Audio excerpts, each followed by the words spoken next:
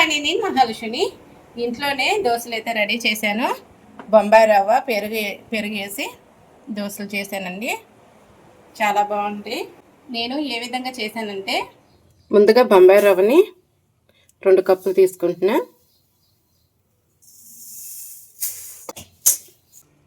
1 cup పెరుగు తీసుకుంటున్నా. కొంచెం సాల్ట్ సరిపడా, కొద్దిగా తినే సోడా, మొత్తం కలిపేసుకోవాలి. ఇలా పిండి అంతా కలిపేసుకున్నాక ఒక పావు గంట సేపు మూత పెట్టి నానబెట్టండి. కొంచెం ఆయిల్ పోసుకొని, కొంచెం తాలింపులు, కొంచెం జీలకర్ర, కట్ చేసి పెట్టుకున్న ఉల్లిపాయ పచ్చిమిర్చి ముక్కలు కొద్దిగా ఫ్రై చేసుకోవాలి.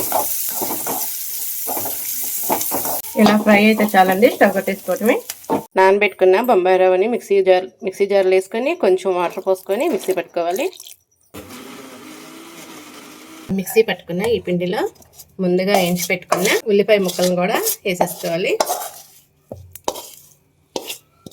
ఒక క్యారెట్ని కూడా ఇందులో తురుముకోవాలి.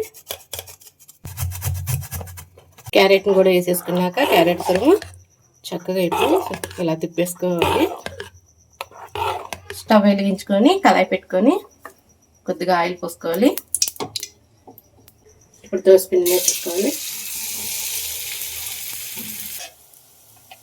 ఈ గంటతో చక్కగా 2 గంటలు వేసేసుకొని కలుపుకోవద్దండి. మొత్తం అట్టుపిండిలాగా అప్లై చేయొద్దు, అలా వదిలేసేయండి.